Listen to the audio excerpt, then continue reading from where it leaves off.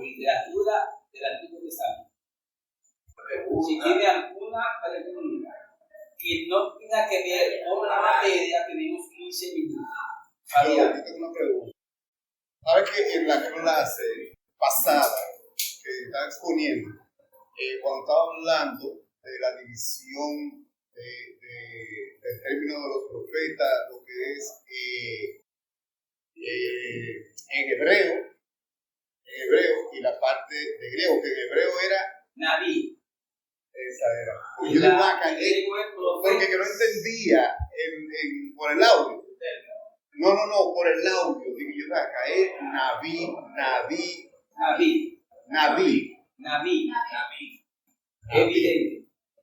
Evidente. Correcto. Sí. Entonces ya, y la otra palabra, que es en griego, viene siendo su profeta. Profetes, así como suena, profetes. Ay, tú, yo creí profeta. Es profete. Profetes, con ese al final. Profetes. Okay. Sí. Porque en griego, los nombres, hablando básicamente del griego bíblico, los nombres terminan con lo que para nosotros sería una S. Los nombres. Se le llama en su caso nominativo en griego. Por ejemplo, Apolos, lo que termina en S.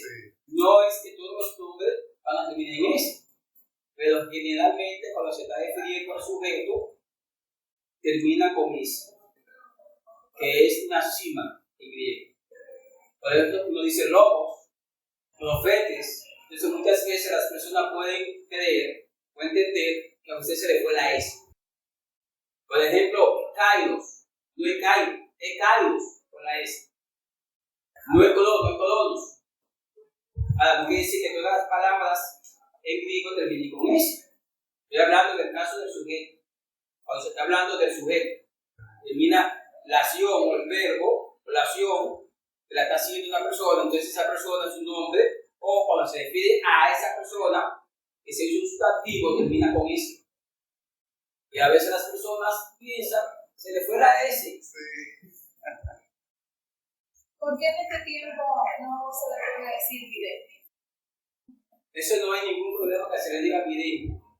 Lo que pasa es que para nosotros usamos la palabra profeta. Y en hebreo, que es lo mismo que decir profeta, se le dice naví, implica vidente. Por eso es que los términos usted tiene que adecuarlo de acuerdo a los oyentes. Porque imagínense, por ejemplo, que yo diga, cada vez que está hablando de profeta, diga naví. Ahora, para fines de enseñanza, yo puedo decir naví y explicar qué significa naví. Pero una práctica, cuando yo esté hablando de los 5 ministerios, diga no, porque Cristo constituyó naví. Voy a generar la situación que va a haber un alto porcentaje de los oyentes que no van a tener la más mínima idea de lo que estoy diciendo. Por eso es que uno toma en cuenta a los oyentes. No es caso. Entonces, estamos hablando de lo que sería homilética. Uno de los puntos que se enseña es que el predicador a la hora de elaborar un mensaje debe tomar en cuenta el tipo de oyente. Pero no quiere decir que yo no pueda decir vidente, pero es como que estoy diciendo un término que, como no es común, entonces, en vez de generar un miedo, que voy a crear confusión en la mayoría de los oyentes. Ahora, a fines de enseñanza, usted como teóloga, como estudiante de revista, tiene que usar los términos correspondientes. Si yo estoy aquí dando clase, voy a hablar de profeta, tengo que hablar de naví, tengo que hablar de profetas, tengo que hablar de vidente, tengo que hablar de hombres inspirados por Dios. Tengo que decir de que en todo el Antiguo Testamento, exceptuando, dirán, ¿por qué digo exceptuando Ana? Luego le explico. ¿Quién se nombra como profeta en la Biblia? Débora. O ese capítulo 4 habla de Débora. Lo que digo es exceptuando Ana, porque ustedes saben que Ana comprende los 2 testamentos, básicamente. ¿Cómo lo comprende? Porque Ana profetiza y Lucas la menciona en su evangelio. En ese contexto, entonces hay como un enlace. Ella ejerce su ministerio en el Antiguo Testamento, pero aparece nombrada incluso con la acción de hablar del libro o del niño. Por eso que es importante que sepamos, de acuerdo al tipo de oyente, emplear los términos correspondientes. Es como que, por ejemplo, usted esté en un púlpito y de 100 palabras que usted va a utilizar, diga 40 usando términos originales. No es correcto. Ahora, si le está hablando a un público, usted le está enseñando, le está dando un estudio, una conferencia, y es un público que usted está ayudando, debe de auxiliarse, pero con los términos centrales. Con los términos centrales. Pero tampoco no es que cada uno que diga una palabra va a usar un término hebreo o griego. Los términos centrales, básicos de ese estudio de conferencia. Desde este tiempo, prácticamente existió una línea que se conoce como conociendo nuestras raíces.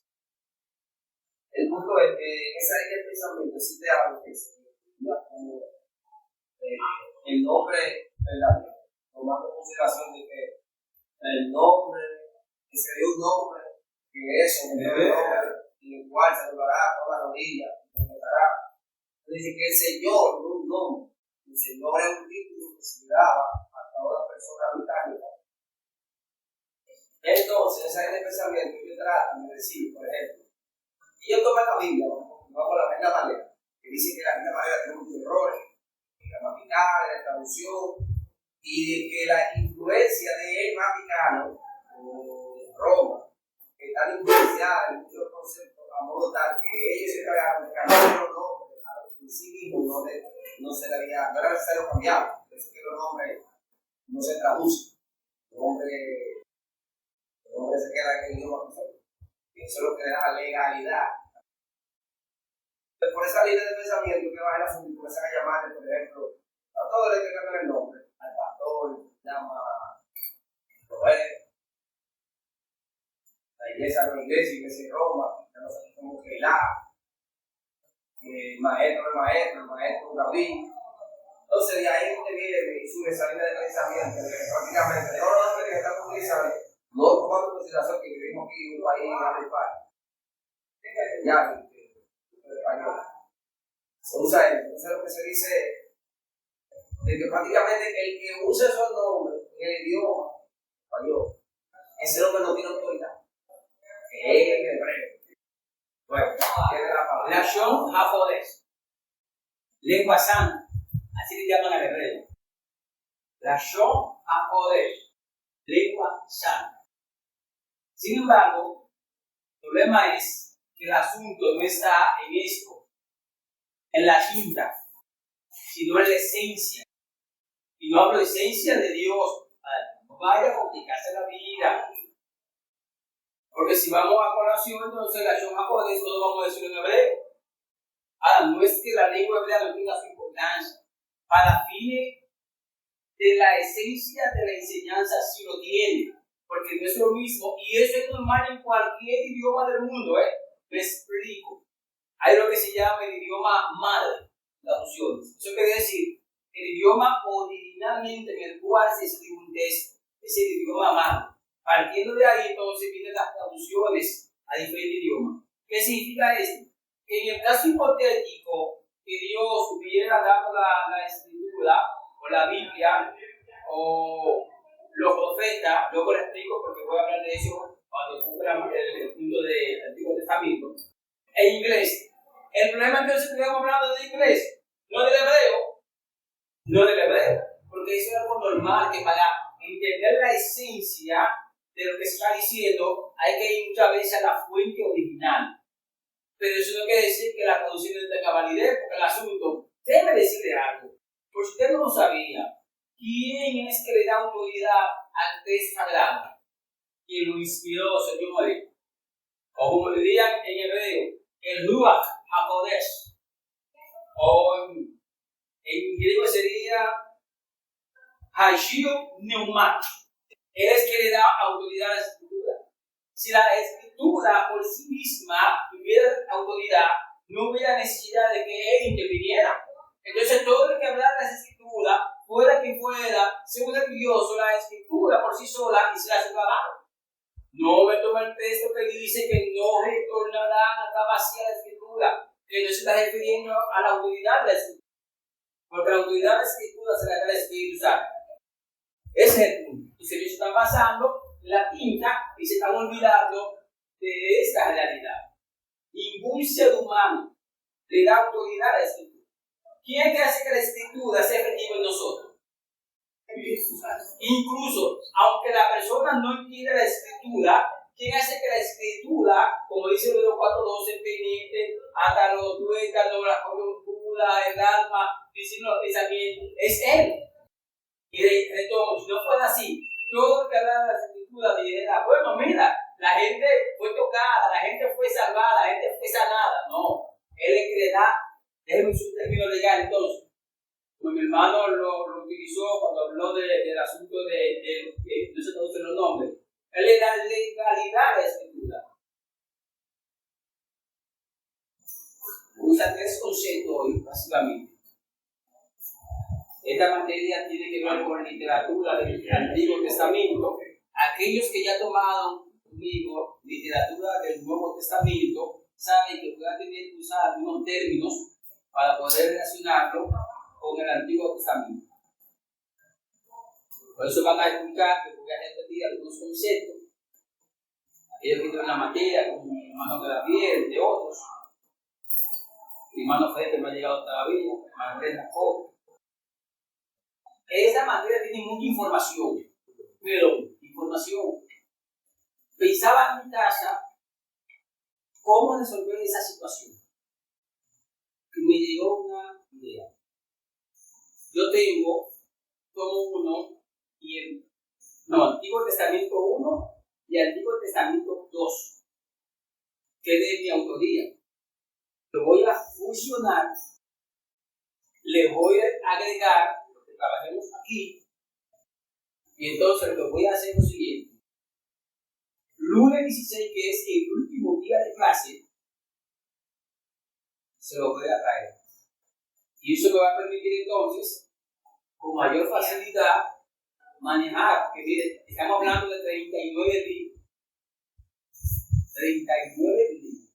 Y así, hay información, por ejemplo, como la fecha y esas cosas, ustedes de todo modo la van a tener a mano.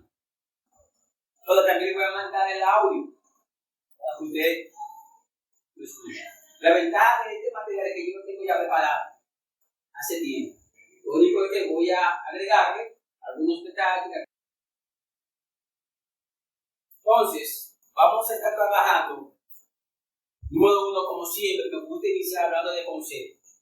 Siempre.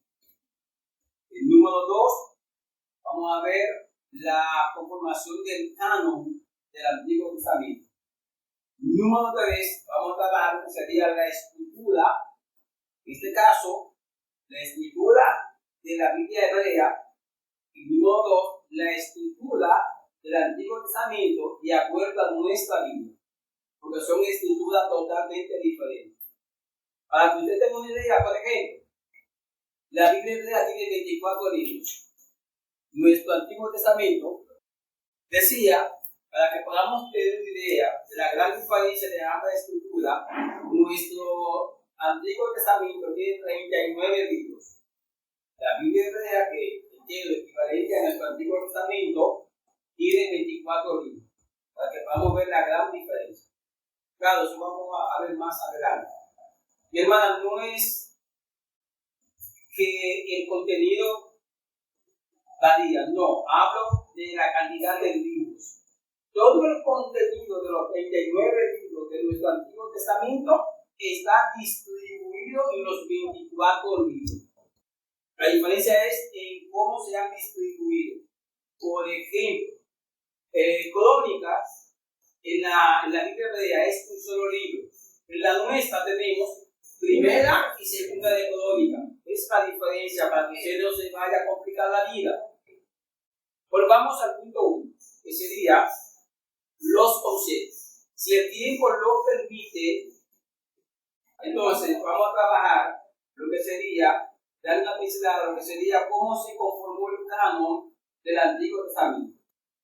Y vamos a hacer una comparación de la diferencia entonces de cómo se formó el canon del Nuevo Testamento.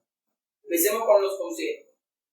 Siempre me gusta iniciar la materia con los conceptos, porque cuando usted domina los conceptos, se le hace más fácil entonces asimilar el contenido. En este caso voy a hablar de 1, 2, 3 conceptos.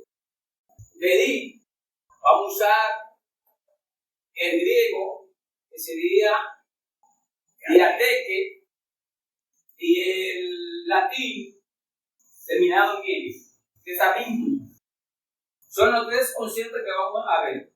Ahora bien, vamos a ver la diferencia entre el Antiguo Testamento, déjenme cambiar la palabra testamento, entre el Antiguo Pacto y el Nuevo Pacto, que sería, para fines teológicos, sería lo correcto. Me explico. Para fines teológicos, lo correcto sería decir pacto, no testamento. ¿Por qué? Por ejemplo, la palabra pedir aparece 285 veces, en este caso, en todo lo que sería el Antiguo Testamento. Ahora bien, significa pacto, alianza, acuerdo, convenio, incluso tiene un elemento muy importante y es el elemento de la sangre. Todos los pactos que Dios hizo en el Antiguo Testamento fueron confirmados con derramamiento de sangre, todos.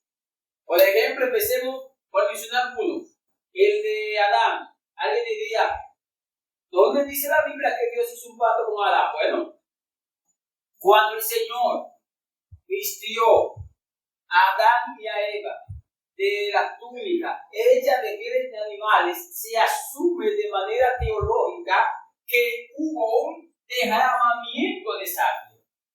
Y ahí es que viene entonces que todos los pactos que Dios, después de Adán, con Abraham, con Moisés, que son los más sonados, siempre hubo derramamiento de sangre. De hecho, el pacto con Israel, eso es la clave, la sangre. Más adelante, cuando estemos hablando de la diferencia entre el nuevo y el antiguo pacto, vamos a ver el porqué de la sangre. Sigo en ese mismo orden. Otro elemento que tiene el pacto del Antiguo Testamento, aparte de la sangre, que Dios es el que está pactando. Pero, déjenme usar otro término. Guarda una distancia del cielo a la tierra, la expresión pedí en hebreo, con lo que Marcos trata de enseñarnos a través de esa canción. Una gran distancia. Porque Dios siempre es el que está pactando. Incluso Dios es el que hace la exigencia de cada pacto, de este convenio. Primero, Dios es el autor. 2, Dios es el que hace las exigencias de cada pacto. Pero nota, por ejemplo, Adán. ¿Por qué no menciono a Adán? Bueno, déjeme mencionar un elemento de Adán. Y la mujer te salvará engendrando hijos. Me voy un poco más lejos. Dios le dijo al hombre, multiplicado, llenar la tierra. Fueron los elementos del pacto inicial, porque Dios técnicamente, por si usted no lo sabía, hace 2 pactos con Adán. Uno antes y otro después de la caída. Por si usted no sabía ese detalle. En el primero Dios le dice, llena la tierra, multiplíquense. Por eso cuando he quebrantado inicialmente el pacto, porque dentro de los elementos, alguien diría, pastor, pero hay un problema. Usted dijo al inicio de la clase que todos los pactos Dios lo había confirmado con derramamiento de sangre. Y te acaba de explicar ahora que en el caso de Adán hubo 2, antes de y después. ¿Por qué el inicial no hay derramamiento de sangre? Porque el pecado era que exigía derramamiento de sangre para cubrir. Déjenme explicarle esto, que la única sangre, ya estoy hablando prácticamente de la diferencia, la única sangre que quita el pecado es la de Jesús. La demás era para cubrir. era para que el hombre pudiera presentarse ante el Padre, pero estando cubierto con esa sangre, pero no le quitaba el pecado. Por eso es que antes de la caída, como no había pecado en el ser humano, algo hice agradando porque antes de que Adán y Eva cayeran, ya había pecado. No en el ser humano, Oído con esto. Déjenme ilustrarlo entonces. Usted ha leído Génesis 1:2. ¿Usted lo ha leído? Dice que la tierra estaba vacía, desordenada, y después dice que había un caos y demás, las tinieblas. ¿Por qué ese caos? Porque hubo una rebelión. La rebelión no fue en el tercer cielo. No. La rebelión, ¿sabe dónde se originó? Por eso era que en la tierra había pecado. Por eso Dios, cuando crea a Adán, le hace un jardín o una casa separada del pecado. Por eso Dios le hace el Edén a Adán. Porque ya la tierra donde estaba Adán, hablando de manera general, geográficamente, la tierra como tal, estaba contaminada por el pecado. ¿Cuál pecado? El de Adán. No. El del querubín. Juana, no se me desespere porque yo oí la misma línea. No sé qué palabra. Ok, entonces, reitero, usted diría, pastor, ¿de dónde está sacando que antes de que Adán pecara ya había pecado en la tierra? Por eso Dios le hace el Edén, le hace ese lugar de santidad a Adán. Por eso no había necesidad que Dios, con ese pacto que hace con Adán, derramara sangre, porque no había pecado en el hombre. Ahora Dios sí le exigió a Adán y a Eva. ¿Sabe qué le exigió? El árbol de qué? Del bien y del mal. ¿Qué le dijo? Que no coma. ¿Y qué le dijo? El día que de él coma va a morir. ¿Lo recuerda? Rápido le voy a ilustrar. Rápido.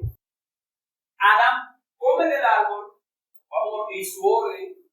Eva come, le da a su marido, y que diría, pero de ahí en adelante tuvieron hijos e hijas. De ellos, Génesis 5:5 dice que fueron los días de Adán, después que engendró hijos e hijas, 930 años murió. Es decir, que técnicamente después que peca, viven todos los hijos que viven. Diré algunos se equivocó Dios, no. La palabra hebrea para día, para luego volver al asunto de que había pecado antes de que Adán pecara, es la palabra Yom. Shillom, que en hebreo tiene que ver con día de 24 horas, pero también con un tiempo determinado. En el caso del mandamiento, Génesis capítulo 2, no tiene nada que ver con un día de 24 horas. De hecho, me pregunté ahora, de hecho, los días de la creación que se están narrando tampoco tienen que ver con días de 24 horas.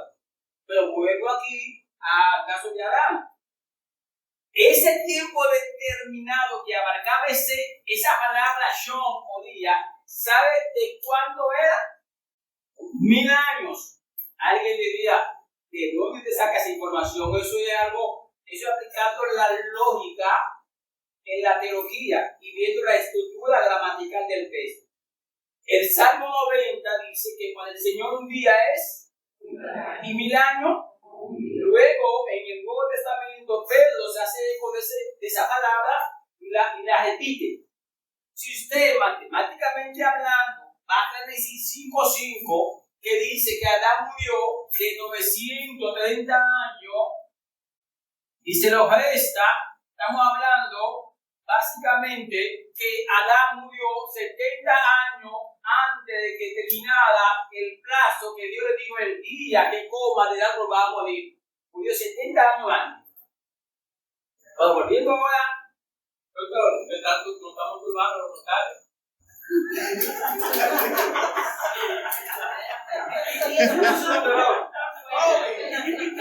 O también.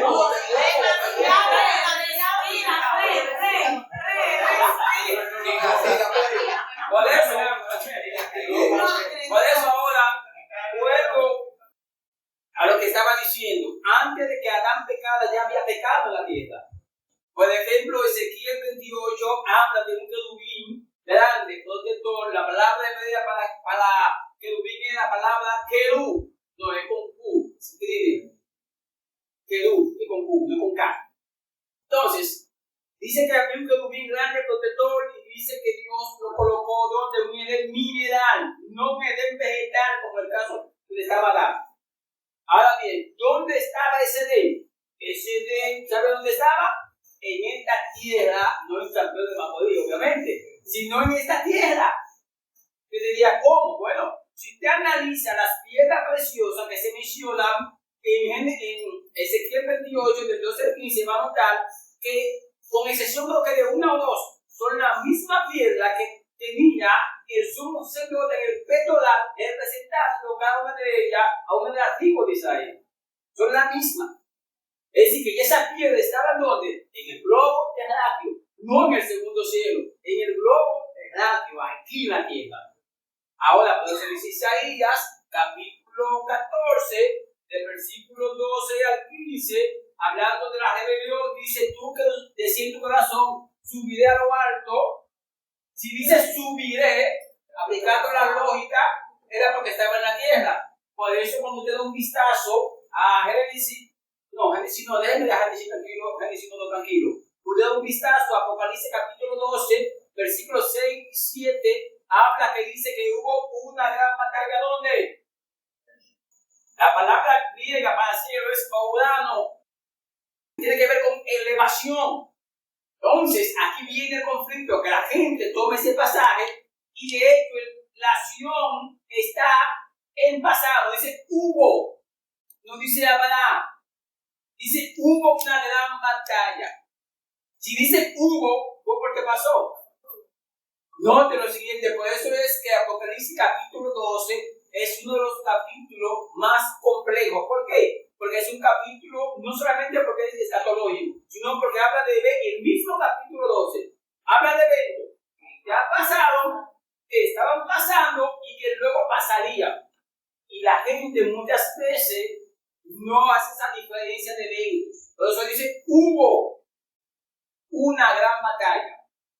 Hubo, no que habrá, hubo. Ahora bien, que después hay una réplica de esa batalla. Cuando Cristo venga a establecer el reino milenial, exacto, pero no con Cristo, sino que vendrá un ángel y va a estar al querubín por 1000 años. Pero volviendo a Apocalipsis 12, 6, 7, porque dice que hubo, porque está hablando de lo que dice Isaías, porque dice Isaías, tú que decís en tu corazón, subiré a lo alto. Y como dice que leyendo Isaías, que el 15 dice que fue derribado, ¿a dónde? A los lados del abismo, señores. Dice Isaías, y yo desde el abismo, ¿en dónde menos? En Marte, Júpiter, Saturno, no, ¿dónde? En el centro de la Tierra. Entonces quiere decir que cuando hubo una rebelión, ya la Tierra existía. Ya existía la Tierra, pero Adán no existía. Por eso es que acabé de explicar que cuando Dios crea a Adán y pacta con Adán, no hubo necesidad inicialmente que hubiera derramamiento de sangre, porque Adán no había pecado y tampoco Eva. Ahora, ya después del pecado, viene el detalle donde Dios le hace la túnica al animal. Quiero aprovechar de aclarar que algunos dicen que Satanás volvió a lo que era su hogar cuando fue a tentar a Eva. Y yo decía, el Edén nunca fue hogar, porque el Edén fue creado para Adán. Por lo menos el Edén vegetal, no el mineral. Y de acuerdo a los datos, algunos asumen que es posible que estuviera geográficamente en el mismo lugar, pero no. La pregunta mía es, ¿cómo pudo Satanás ingresar? Ok, aquí mi hermana, la pastora, ella pregunta que cómo Satanás pudo ingresar si son dos lugares diferentes. La primera de mi hermana, que llama al momento de la rebelión, el Edén mineral ya no existía. Porque por el mismo caos de la rebelión, de hecho, Génesis no da una idea, porque dice que la tierra quedó en caos. De hecho, por si ustedes no lo sabían, todo lo creado, exceptuando a Adán y Eva, exceptuando los grandes monstruos marinos, Todo lo demás que había sido creado para el momento de la rebelión fue afectado.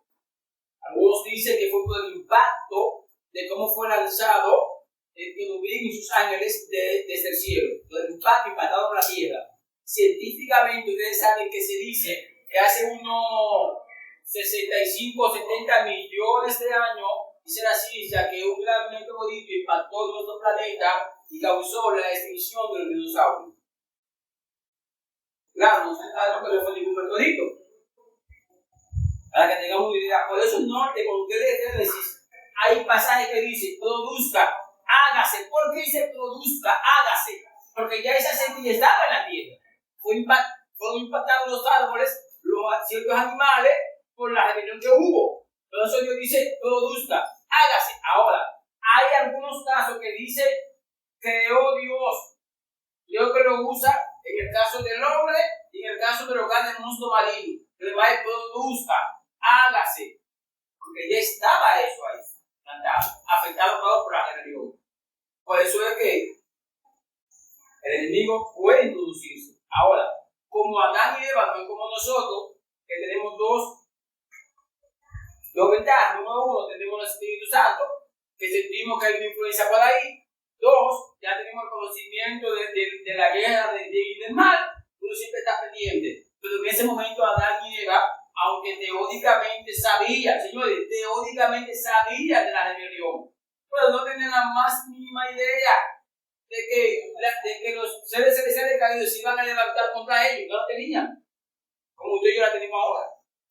Dirían, pastor, ¿y cómo así? Bueno, si hubieran sabido, Eva no interactúa con la serpiente y una vez dice, no, espérate, que hay un problema.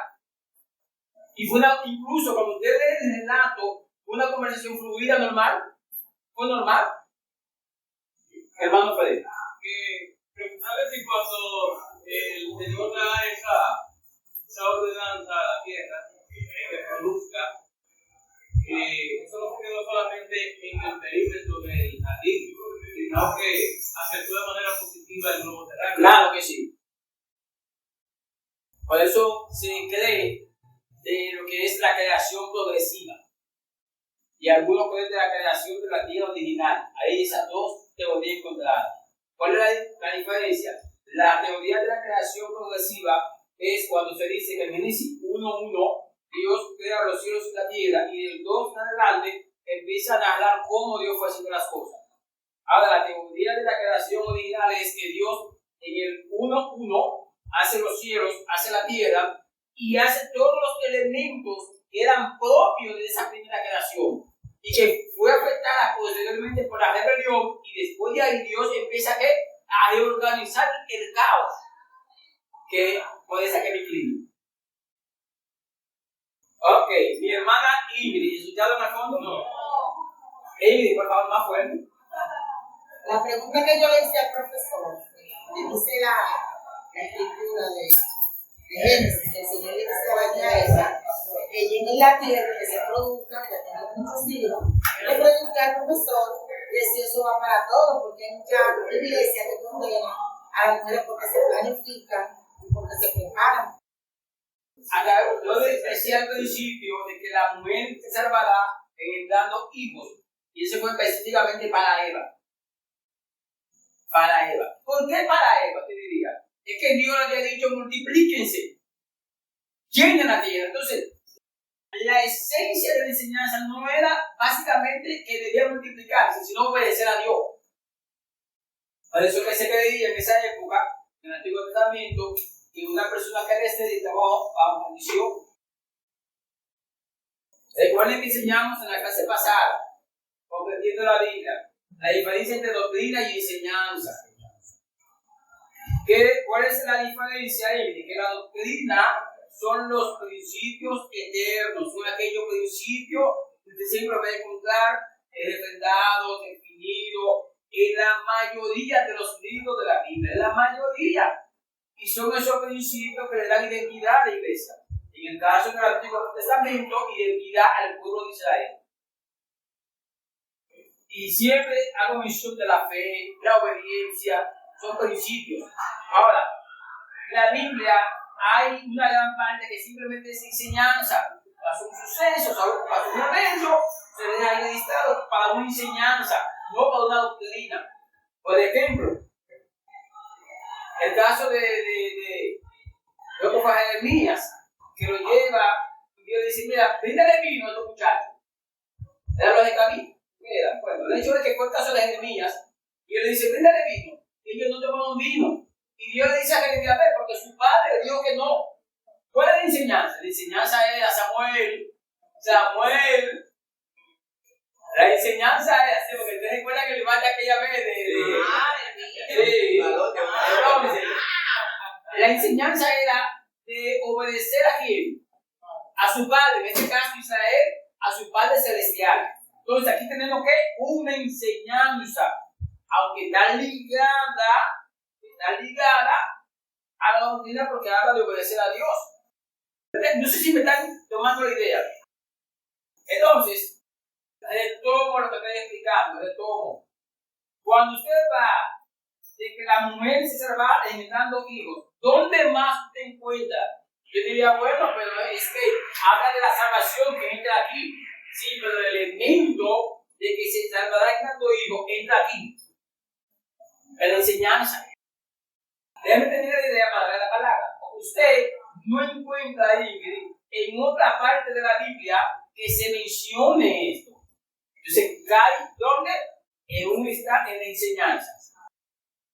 Sin embargo, dice la mujer se salvará engendrando hijos. Pablo que lo menciona. Ahora sí, Juana. Que si Caín y Abel fueron antes de la caída de Adán. No. No, porque hay muchas personas que han enseñado que ellos fueron antes de. No. Si es una emisora que tú oyes 2 horas, Fue después. Ahí a ver después de la caída. Ahora bien, antes de, señores, escúcheme bien lo que voy a explicarle ahora. Escúcheme bien. Oído con esto.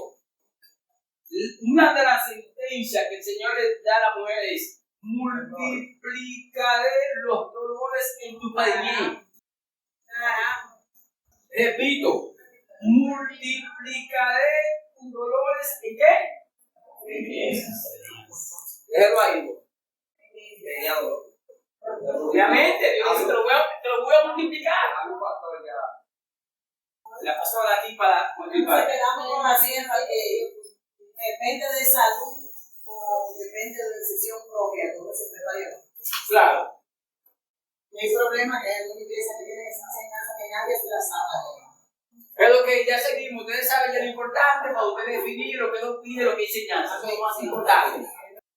Entonces, ya tenemos pedí la palabra de pacto, convenio, acuerdo, alianza. Sabemos que Dios es el autor. Sabemos que siempre, exceptuando el pacto inicial con Adán, que la continuidad, podemos decir continuidad por el segundo pacto, hubo derramamiento de sangre, pero exceptuando el inicio, siempre el pacto exigía derramamiento de sangre.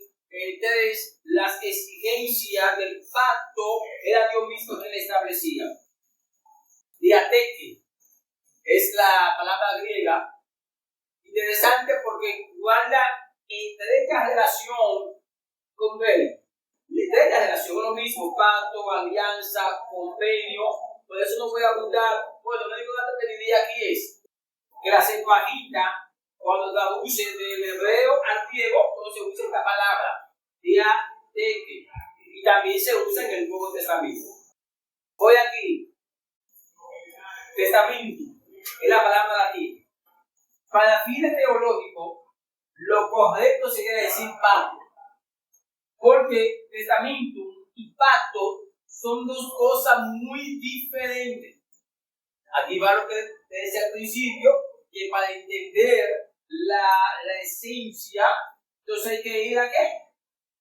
A la fuente o el idioma madre. En este caso, no es lo mismo usted decir, hablar del testamento en una predicación que hablar del pacto. Ahora, obviamente tenemos la dificultad que el pueblo común Incluso hasta las traducciones, como dicen, testamento o testamento en español o castellano, a donde diga cuál es la gran diferencia. Voy a explicar. Legalmente, es un término legal, ¿cierto? Que tiene que ver con herencia, testamento.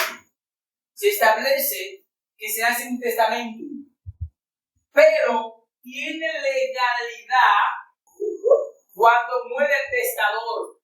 Me explico. A alguien en particular se hace el testamento en vida, porque de hecho se hace en vida. El testador es el que hace el testamento, lo hace en vida, pero los herederos disfrutan o van a disfrutar cuando muere el testador. Mientras él está vivo, ellos no pueden disfrutar de los bienes. Estamos hablando de algo legal. Por eso que le decía al principio, me puse a hablar primero de concepto. Conceptualmente es la realidad, que muchas veces no se cumple. Sí, pero conceptualmente es la realidad dentro de las leyes que tienen que ver con herencia, con bienes y demás. ¿Qué significa esto? Se va a sorprender. ¿Quién es el autor? En el Antiguo Testamento, Dios. En el Nuevo Testamento, ¿quién es el autor del pacto? No. Dice la Biblia mediador. El autor sigue siendo el mismo. Exacto. Vamos a cambiar la palabra. Vamos a poner padre para que no haya confusión. Vamos a poner en padre. Ese es en el Antiguo Testamento, ¿cierto? En el Nuevo sigue siendo ¿quién? El Padre, porque el Hijo viene siendo el mediador, el que va a derramar su sangre, es el que sella el pacto. Aquí en el testamento tiene que morir el autor. Sin embargo, aquí el que muere es el Hijo, no el Padre. Por eso teológicamente no es lo prudente, no es lo recomendable que la gente diga testamento, el pacto. Estoy hablando teológicamente. Porque primero muere el Padre, pero hay otro detalle con los bienes. Cristo sigue siendo el dueño. Alguien dice, no, porque mi ministerio, claro, porque es nuestra forma de hablar. Pero ustedes y yo sabemos que Cristo sigue siendo el dueño. Cristo muere, primero él no es el autor, pero aún muere y él sigue siendo el dueño de todo. Sin embargo, en el testamento, los herederos son los dueños cuando muere el autor. Déjeme usar un término llano. Usted no puede hacer lo que usted quiera con el talento, el ministerio, con el don. Porque sigue siendo el dueño. Eso no es suyo. Usted es el vaso, el instrumento. Eso no es suyo. Por eso, si vamos a entrar en esta temática del pacto bíblico, tenemos problemas. Si la forma como la gente ¿administra qué? Dones, talentos. Y cuando hablo de dones, hablo dones de servicio, hablo dones espirituales y hablo de dones ministeriales. Dígame, hermano. Por ejemplo, algunos pastores, ellos piensan retirarse, pero quieren dejar a un hijo como si fuera quizás una empresa familiar, que yo me retiro y dejo a mis hijas, y yo digo, bueno, mis hijas son las que van a estar en la empresa ahora. El ministerio no es hereditario. No. Ahora, se puede dar el caso que el mando Dios lo deposite en un descendiente. Dios. Eso se puede dar. Sí, Dios. Ese caso. Se puede el caso que yo conozco. Se puede decir también. No, porque pero es Dios que debería hacerlo, porque está diciendo que el Padre es el autor, ¿verdad? Sí. Jesús, aunque derrama su sangre, como quiera es El dueño dueño. de todo. Entonces, De hecho, la Biblia exacto, establece que Jesús es el dueño. claro, porque Colosenses 1:15 y 16. Dice que todo fue creado por medio de él y para él. entonces esos dones que Dios le da a cada hijo suyo, no es algo que yo pueda manejarlo como yo quiera. Saben que ese es el término que nos da, pero la palabra ideal bíblicamente es operar. Lo que Él opera en nosotros. Exacto. Únicamente somos el vaso, la vasija, el instrumento. Pero la gente entiende que somos amos y señores. De la única forma que el Padre podía hacer un nuevo pacto, con una sangre que hablara mejor que la de Abel, era a través de la encarnación del Hijo. Pues al principio de la fundación del mundo se hizo carne, cambió de nosotros. Okay. De la forma que Dios podía hacer, no era de esa forma. En este caso, podemos decir que si Dios quería operar, por ejemplo, yo digo, quiero hacer una obra vamos a ir a un punto de necesidad, por ejemplo, el batey, la cubana. Y dice, quiero hacer un abierto allá, para que se siga una red. Y Dios viene y le agarra usted por el sentir en usted, y no batey, no, señores. Tú hablas de las naciones, no de batey. Entonces, ahí viene esa disyuntiva. Pero que quiere meterse, que yo quiero hacer algo allá, pero que yo no lo puedo hacer directamente, necesita algo. ¿Verdad? Eso es lo mismo, un vaso. Alguien a través de quien opera, eso es lo que yo quiero ver. No es que Él lo pueda hacer. No, que no, Yo no, esto es lo contrario. Él lo puede hacer. Él no necesita a nadie. El detalle es que en su misericordia quiere usarnos a nosotros. ¿Usted cree que Dios para convertir más gente necesita que usted vaya a lo dije? No me saca de contexto cuando dice a Romano que cómo operar, si no hay que decir que son cosas diferentes. Son cosas diferentes. ¿Usted cree que Dios necesita? No. Ahora, nos usa a nosotros y somos los privilegiados. Pero vuelvo. Beneficio de este nuevo pacto. Estoy hablando ahora del nuevo pacto, hablando en el Nuevo Testamento. Beneficio. Bueno, antes de hablar de los beneficios, la diferencia entre el antiguo y el nuevo, ¿cuál es? Bueno, que el antiguo anuncia y el nuevo es el cumplimiento de lo que se anuncia en el antiguo pacto. Entonces se habla de tipo y antitipo, que más adelante lo voy a tocar. Más adelante. Vuelvo aquí. Beneficio del nuevo pacto. Todo lo que usted recibe es por los méritos del mediador. ¿Sabe qué significa esto? Si vamos a hablar de pacto y de los beneficios, hablando ahora del nuevo, porque ya en el antiguo hay otros beneficios que abarcaba a Israel, y aunque también en algunos elementos a la iglesia. Pero si vamos a hablar de los beneficios del nuevo, la salvación. Sí, usted no tiene que hacer más nada, únicamente aceptar a quien, al mediador. Leen todo el Nuevo Testamento y usted va a encontrar la enseñanza. Más nada. No me miren extraño, pero es la realidad. Si estamos hablando de la doctrina de la salvación, en hebreo, luego decir griego, sería soteria, palabra para la salvación, palabra griega. Si hablamos de esa doctrina, el punto central es que Cristo es quien nos salva.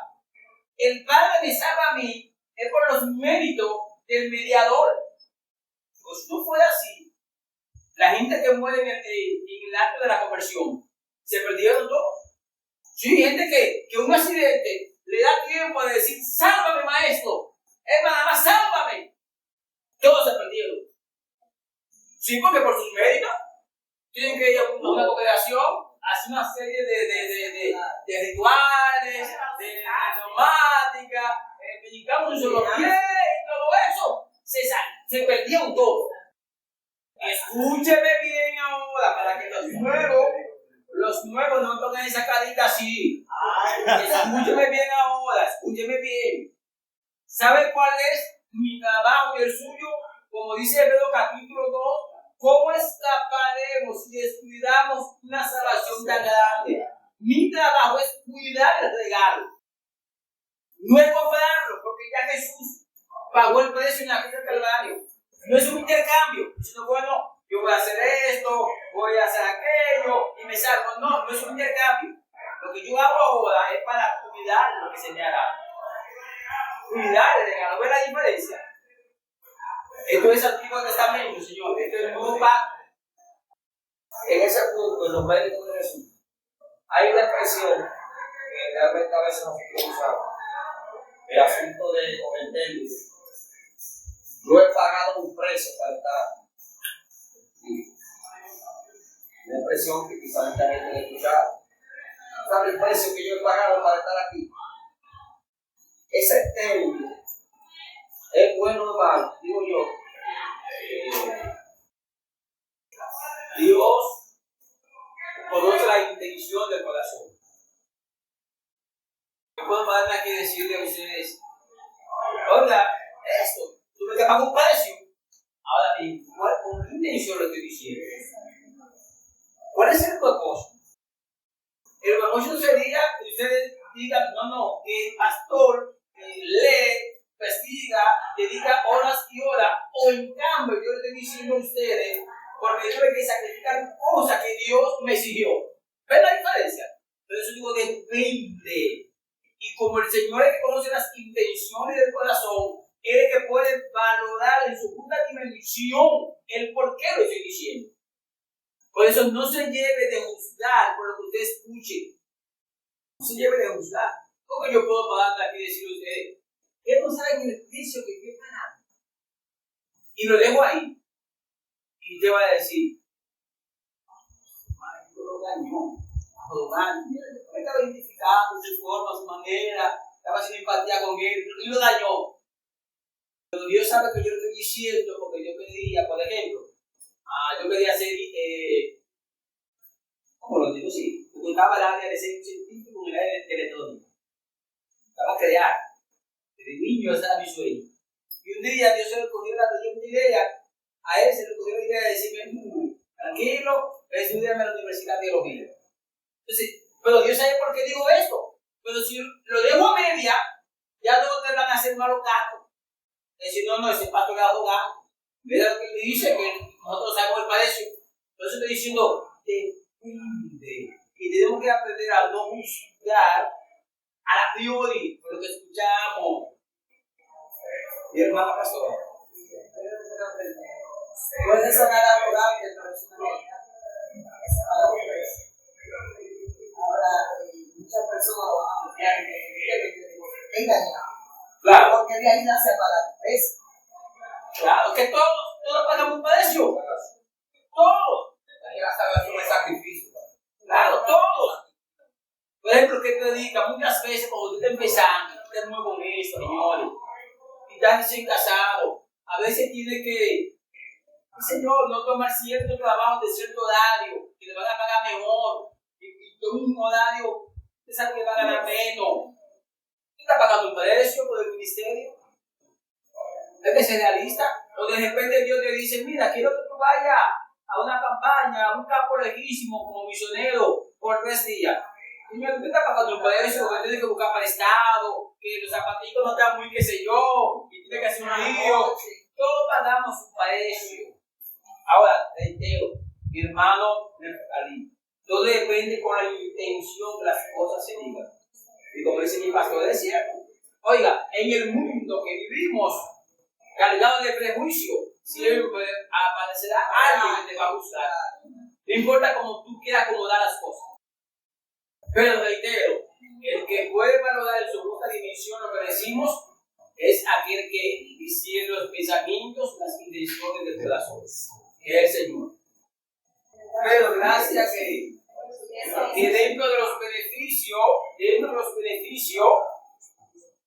aparte de la salvación, quien paga es el mediador. Eso es lo interesante. Paga bueno. Y paga bueno. Y hay 2 pagos. Hay 2 pagos. Lo terrenal y después. Por si usted no lo sabía, por ejemplo, yo vengo. Yo no vengo para que me paguen, obviamente, porque es un privilegio, es un gozo, es un honor que me haya mirado con ojos de misericordia y me haya dicho, mira, yo sé que tú no hablas muy elegante y demás, pero ven que te voy a usar para enseñarle a multitudes. Es un privilegio, pero yo entiendo que mi empleador sabe que yo tengo una esposa, tengo unos hijos, tengo necesidades y algo va a hacer, alguien va a tocar. ¿Qué te va a salir de tocar? No me haga caso, que a veces no. Pero esa es la realidad. Cuando usted tiene concepto claro del mediador y del pacto, y usted recibe una serie de beneficios, por ejemplo, el ministerio de maestro, del pastor, del evangelista, del profeta, ministerio apostólico, tú dices apóstol, el ministerio apostólico que es diferente, y demás, hermano, y que a veces, usted sabe que sin esa gracia, la gente no lo va a tolerar. Usted va a ser incómodo de ver, incómodo de escuchar, y de repente la gente dice, no, vamos a escuchar este hombre, a veces tenemos un trabalengo y demás. Pero, dígame, ¿no es un privilegio? No es un privilegio. Entonces no pierda nunca de vista los beneficios que usted recibe en el Evangelio en gracia a los méritos del mediador del nuevo pacto. Gracias a sus méritos. Por eso al final del día, dice que él se hizo pobre para que nosotros seamos ricos, para que nosotros podamos disfrutar de cosas que él no pudo disfrutar, porque él se obtuvo de tantas cosas para que nosotros pudiéramos utilizar a favor de él. agregando lo que dice en Filipenses 2, léalo en su casa. Subió, él dice que él subió de los sumos. Hasta lo sumo. Él subió. Entonces, disculpe, no es el punto, pero a veces hay personas que creen que son amos y dueños y señores de los beneficios del pacto. Señor, entonces, la pregunta es, ¿por qué en este tiempo la situación está viendo tanto que las personas se creen tan dueños de eso? Tan dueños de los talentos, tan dueños a tal extremo que se roban la gloria y todas las cosas, que ponen precio y todo eso. Hay una parte que es entendible, de eso no se da el precio, pero hay otras que se van al extremo, olvidando de que el autor es el que da eso gratuitamente. El autor lo da rápido, el administrador Quiere cobrar un dinero. El detalle es que la culpa la tiene la misma iglesia. Es la misma iglesia. Porque yo voy a poner una comparación. Si yo me siento como mi hermana directora, que nunca lo he hecho, nunca lo haré. Le digo, bueno, mi hermana directora, sacarle de provecho al momento de acogida, que gracias a Dios, ustedes me han cuidado, me han soportado, me han cantado. Y me aprovecho de eso y le digo, yo por menos de tanto yo no vengo. Si ella me invita, ella es mi prima. Ese es el problema. Ese es el problema. Por eso digo que la iglesia es quien tiene la culpa. Yo gracias le doy a Dios. Yo nunca he cobrado, nunca en mi vida, nunca. Además, hay otros lugares donde veo la condición y cuando me da la ofrenda, si yo de tapar el sobre no sé cuánto hay, digo, hermano, mira, compré 2 terranitos, venga. Y le digo, ya usted me bendijo, ¿sí? Sí, pastor. El punto es que, ¿sabe qué pasa? Que cuando tienen un poco de eso, ¿a quién te cree que llaman? Al que le cobra los 20, al que le cobra los 30, pero el pastor Cuello, que le hizo el favor, lo sacó de un apuro, que tal vez probable que el Señor, en su misericordia, le dé cierta información que tal vez de los 30 no la tiene. Invítenme al de los 30. Entonces, eso provoca, mi hermano Gabriel, aunque gracias a Dios eso a mí no me ha afectado en nada, que muchos predicadores se dan y digan, no, yo voy a cobrar entonces. Yo voy a comer lo mío. Entonces, por eso que digo que la iglesia tiene Me gusta mucho invitar a las personas de renombre, que son los que cobran mucho, porque entienden que son los que mueven a Dios. Y no es así. Dios cerré con Gabriel para seguir. Con Gabriel se le entiende. en ese norte, por ejemplo, vamos por el predicador del momento. Yo le toco la pincelada. El predicador del momento, ¿verdad? Gran evento con Cuello, Javier. Por una razón o que usted no puede ir, ¿verdad? Entonces, como dice que te hay, me pone una ofrenda quemada a Cuello, no me la dan a mí. No, pero yo me prediqué. Y tal vez Dios se movió más de como se iba a mover cuando iba a predicar. Por eso, lamentablemente, hay una expresión que yo usaba con una persona que me tocó el privilegio de supervisarla. quiere cerrar, trae otro chisme más profundo. No, déjalo ahí.